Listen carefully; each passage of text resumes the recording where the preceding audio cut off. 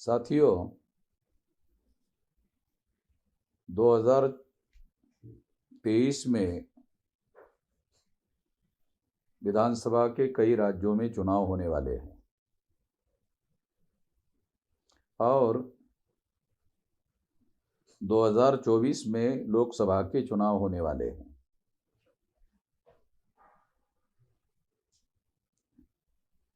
इस चुनाव में दोबारा ईवीएम का यूज और मिसयूज होने वाला है। मैं यकीन के साथ, विश्वास के साथ ये कहता हूं कि ये यूज और मिसयूज होने वाला है। इसलिए ईवीएम से होने वाले चुनाव को भारत में वास्तविक चुनाव नहीं माने जा सकते। ईवीएम मशीन के द्वारा जो रिजल्ट निकाले जाते हैं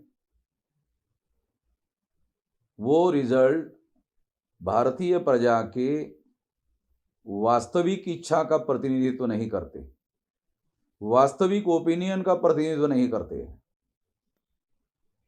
उदाहरण के लिए सबसे बड़ी बात मैं आपको बताना चाहता हूं कि 2019 के चुनाव में नरेंद्र मोदी के चुनाव क्षेत्र में वाराणसी में 1,86,000 वोट ज्यादा निकला।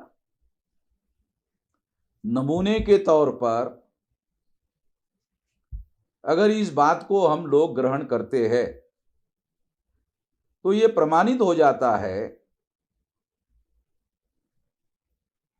ये सिद्ध हो जाता है कि ईवीएम में घोटाला करके चुनाव हो रहे हैं।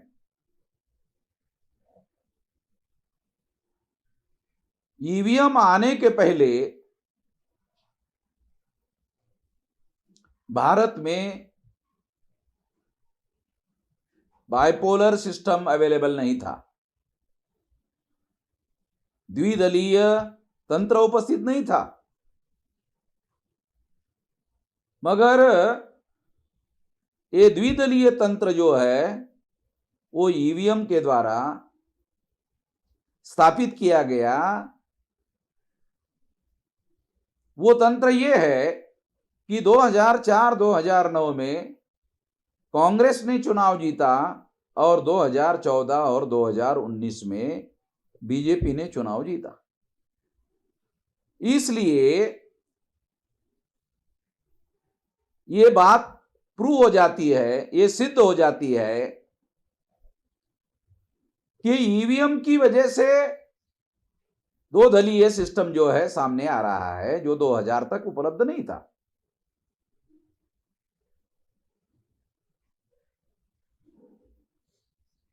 ये जो दोनों पार्टियां हैं, ये दोनों पार्टियां ये मनुवादी पार्टियां हैं और ये जो मनुवादी पार्टियां हैं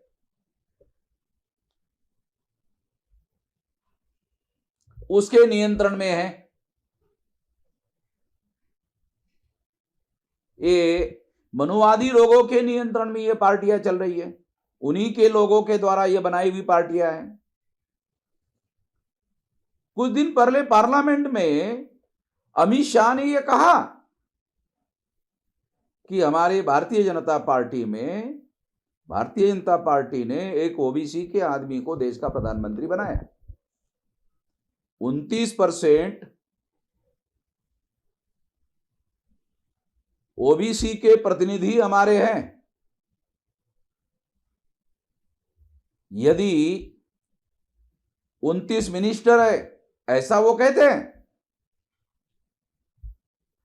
अगर ऐसा है, प्रधानमंत्री भी है, 29 मिनिस्टर भी है, प्रतिनिधित्व भी है, प्रतिनिधित्व का क्या मतलब है? अगर वो अपने हक और अधिकार के बारे में बोलने का अधिकार उनको दिया गया, अगर वो बोलते नहीं है तो उनको प्रतिनिधि कैसे कहा जा सकता है? सबूत के तौर पर मैं बताना चाहता हूं कि ओबीसी की जाति आधारित गिनती का मुद्दा है। अगर मान लो प्रमाणशील न्याय देने का सिद्धांत लागू करना है, लोकतंत्र है, प्रोपोर्शनेट रिप्रेजेंटेशन देने का मामला है। अगर ये मामला सामने आए तो ये तो गिनती करने के बाद ही पता चलेगा। और अगर देश का प्रधानमंत्री ओबीसी का हो और 29 मिनिस्टर ओबीसी के हो और 29% प्रतिनिधित्व भारतीय जनता पार्टी में है और उनको बोलने का ही अधिकार नहीं है, इसको थोड़ी प्रतिनिधित्व माना जाएगा। ये तो केवल संख्या है। संख्या और प्रतिनिधित्व ये दो अलग अलग बातें हैं। बाबा साहब अंबेडकर ने इसे नॉमिनेटेड रिप्रेजेंटेशन कहा।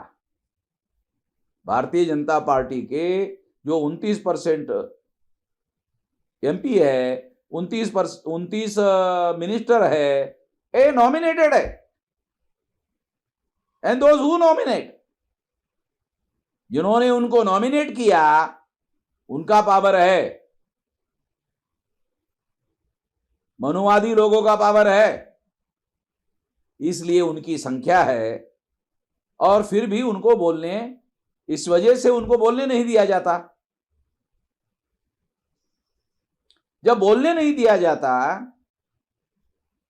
तो क्या मतलब है? तो मैं ये कहना चाहता हूं कि नॉमिनेटेड रिप्रेजेंटेशन, पहले से ही नॉमिनेटेड रिप्रेजेंटेशन था। ईवीएम मशीन के द्वारा वोटों की चोरी करने का कार्यक्रम शुरू किया गया। ईवीएम मशीन के द्वारा पहले से निर्धारित कर दिया जाता है किसको चुनना है, किसको नहीं चुनना है। ईवीएम मशीन के द्वारा पार्टी को टारगेट किया जा सकता है, इंडिविजुअल को टारगेट किया जा सकता है और टारगेट करके चुनाव में जितवाया और हरवाया जा सकता है।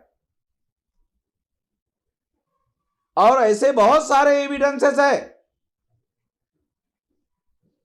जिसको आधार बनाकर यह बात कही जा सकती है।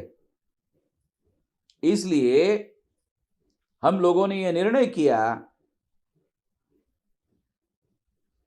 26 नवंबर को दिल्ली में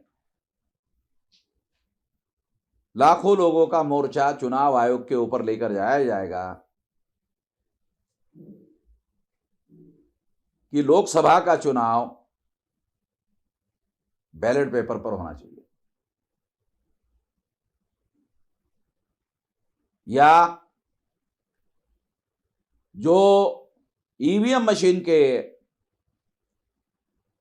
द्वारा ईवीएम मशीन में जो वोट डाले जाते हैं और जो पेपर ट्रेल में डाले जाते हैं, दोनों की गिनती होनी चाहिए।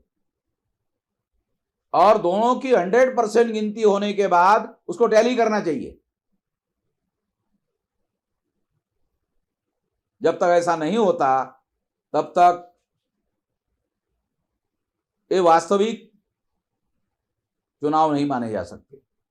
इसलिए हम इसके विरोध में हैं और इसका विरोध करने के लिए लाखों की संख्या में लोग सारे देश भर से, मैं देश भर के लोगों को, सारे देश के लोगों को, 32 स्टेट के, 567 स्टेट के और जो नए जिले तैयार हो रहे हैं, दिसंबर तक हम लोग 729 जिलों में हमारे संगठन का जाल तैयार कर रहे हैं।